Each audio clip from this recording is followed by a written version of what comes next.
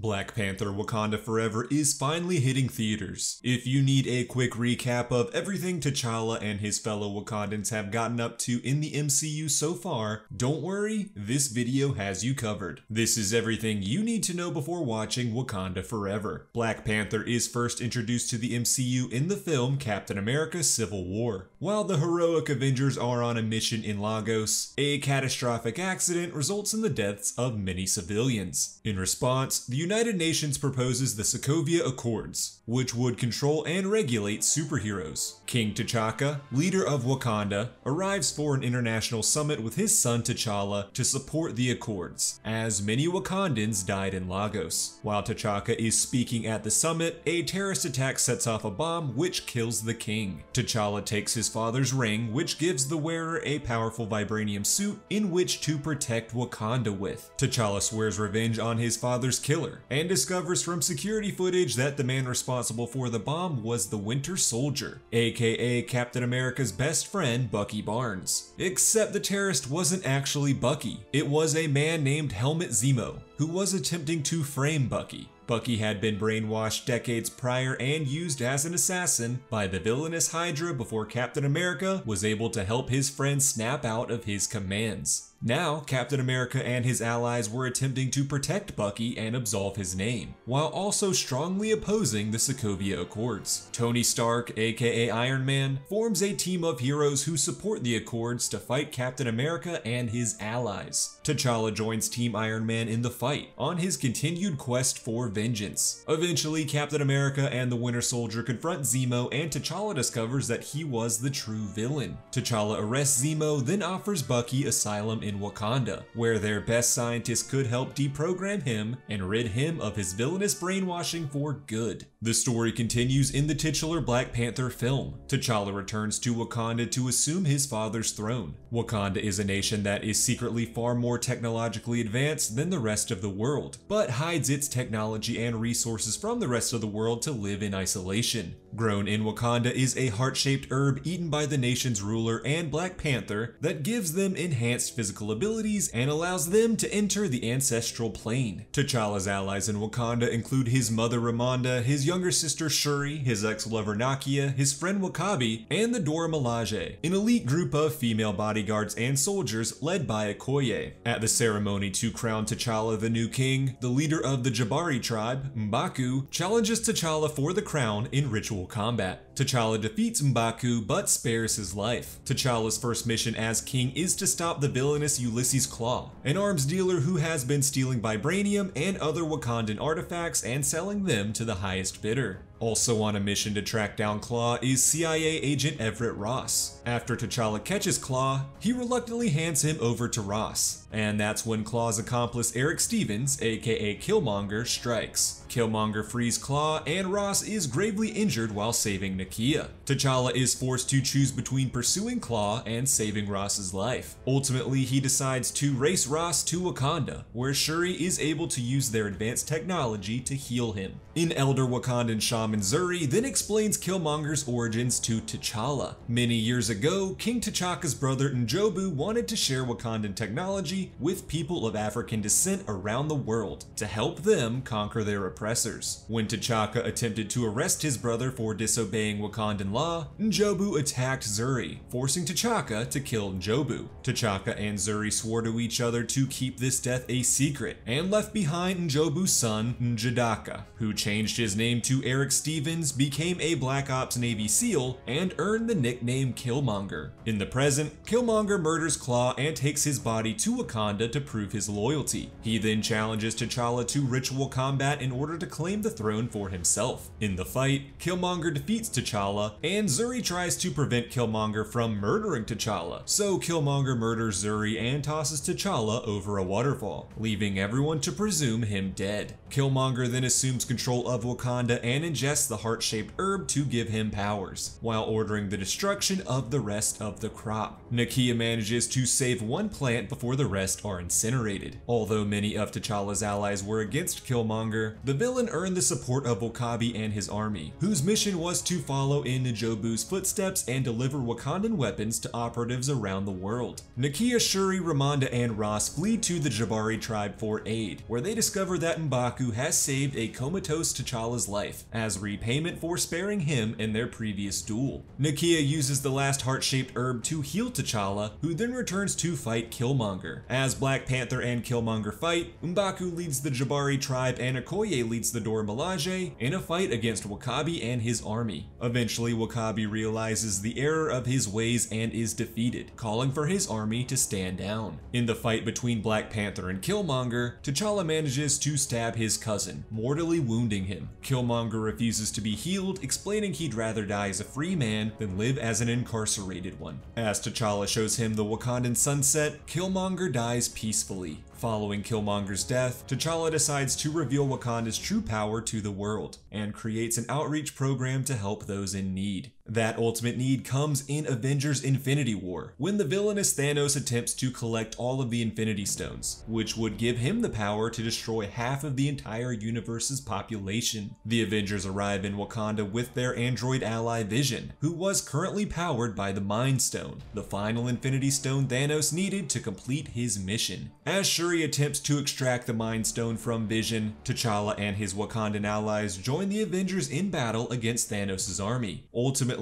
Shuri fails in extracting the Mind Stone and Thanos claims it for himself. Having collected all of the stones, Thanos snaps his fingers and wipes out half of the universe's population, including King T'Challa. 5 years later, the surviving Avengers devise a plan to defeat Thanos and bring back all of their fallen allies. The heroes travel to various points of time in the past to collect the stones before Thanos can get his hands on them to perform their own snap. Upon the successful completion of the time heist, Bruce Banner uses the stones to bring back to life everyone killed by Thanos' original snap. T'Challa returns to lead his Wakandan army, including M'Baku, Shuri, and the Dora Milaje, in the ultimate battle to save the world. In the end, Thanos and his army are defeated once and for all, and T'Challa and his allies are able to return to their home in Wakanda. And that's the entire story of Black Panther in the MCU so far. Of course, in real life, we tragically lost T'Challa's portrayer, Chadwick Boseman. Exactly how Wakanda Forever will handle his death and the mantle of Black Panther moving forward remains to be seen, but by all accounts, decisions were made with the utmost respect and care for Chadwick's legacy. Let me know your thoughts on Black Panther and your hopes for his future in the MCU in the comments below. Thanks so much for watching, and I'll see you in the next one.